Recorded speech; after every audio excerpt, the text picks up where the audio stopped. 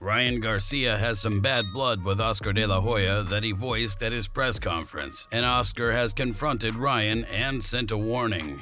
Shane Mosley was really glad that Ryan decided to get everything off his mind, but he was concerned about it affecting him during his fight. Shane stated, "I got negative vibes from Ryan. It could be a mistake because you shouldn't be thinking about Oscar de la Hoya or Bernard or whatever they're doing and bring that to the press conference, even though I love Ryan Garcia. I think this was the time to get some things off his chest. He said what he needed to say to get it off his chest. I still think Ryan has too much speed, too tall, too rangy for this kid Duarte, but it seemed like it was a distraction, and it was a big distraction. Hopefully that doesn't play into the fight." Eddie Hearn doesn't think that Ryan's professional relationship with Oscar is very beneficial, and he sees it as very toxic.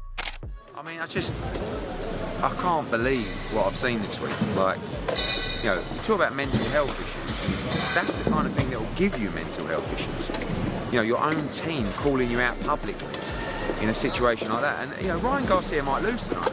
And if he loses, I mean, really, you have to look at the team and say, how do you expect him to go in to fights that are, you're putting your life on the line in fights when you're really getting mentally destroyed by your own team? It's bizarre.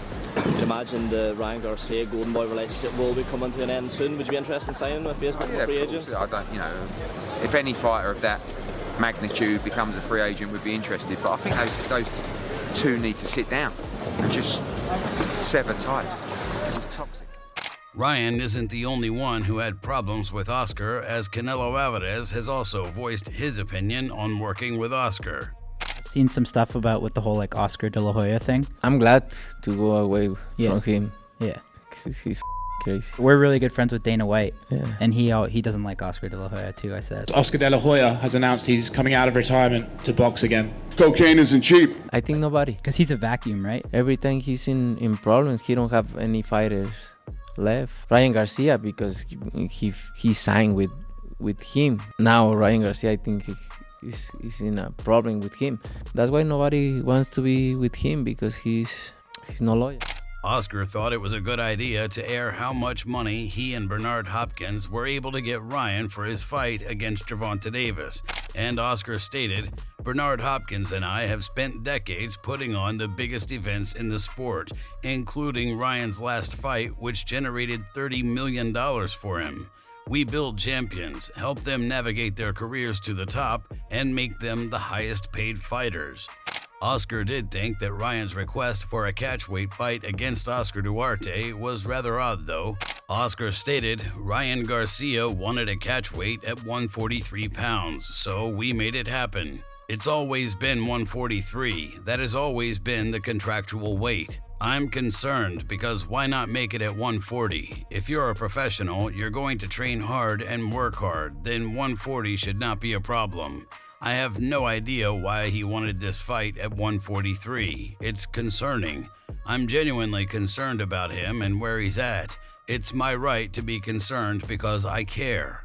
Oscar really didn't make things good when he decided to call Ryan a child, and Oscar stated in the Alexis Rocha press conference, which was about 2 months ago, Bernard stated that if it was him as a legend, as a fighter, as a hero, this is what he would do, retire with another loss. He didn't say this is what Ryan should do. So when you're dealing with kids, it's really hard to get that message across, and then you have Ryan saying this and that. It's all BS. Oscar has sworn that he's only there to build Ryan up, though. I want you to fight. I want you to be a legend. Do you think I wanted him to fight Tank Davis with a rehydration clause? Hell no. I'm looking out for him. Well, Ryan spoke his mind at the press conference for the Oscar Duarte fight, and Ryan stated, "One thing that's been on my heart is the statements that Bernard made where he'll decide if I'm going to finish or if I should continue boxing after this fight.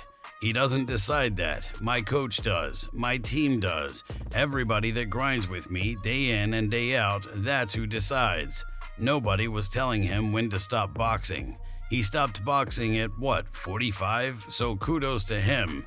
Another thing I want to touch on is Oscar saying that we misinterpret what they say. It's plain English. I didn't hear anybody speaking any language I don't know. Hopkins also said that he calls out all the bullshit, the lies. The last time I checked, he said he'd never lose to a white boy, and then Joe Smith Jr. knocked him out of the ring. The last time I checked, Joe Smith Jr. was white, so they are lying.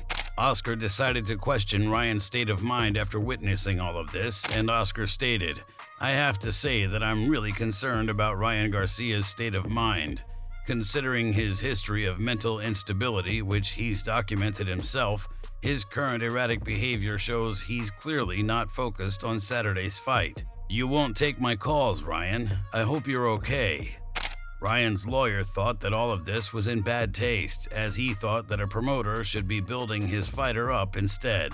He stated, "A promoter is supposed to promote a fight and back their fighters, especially when you have a superstar like Ryan Garcia. I don't think anyone inside or outside of boxing thinks they're promoting Ryan properly. It's just really difficult to figure out why Oscar De La Hoya and Bernard Hopkins say some of the bizarre things they say. It's also odd that Oscar says other people around Ryan are in his ear, as if Ryan is not smart and his own person and has the ability to think for himself. Ryan is a smart guy and a lot smarter than them, I can tell you that. Ryan is reacting to what they're doing. He doesn't need a team to figure out what they're saying and what Ryan is experiencing for himself. You can't create a narrative that he's getting bad advice. The source of the problems are them saying bizarre things that are not appropriate for a promoter to be saying. Ryan articulately reacted to the disrespect he was experiencing.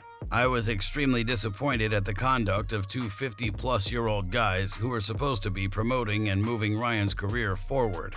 Ryan wants to continue to fight in 2024, and he doesn't want anything to stop him.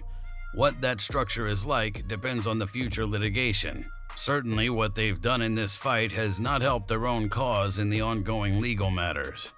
Oscar tried to assure everyone that he wasn't rooting against Ryan at any point, and he just saw Oscar as a threat.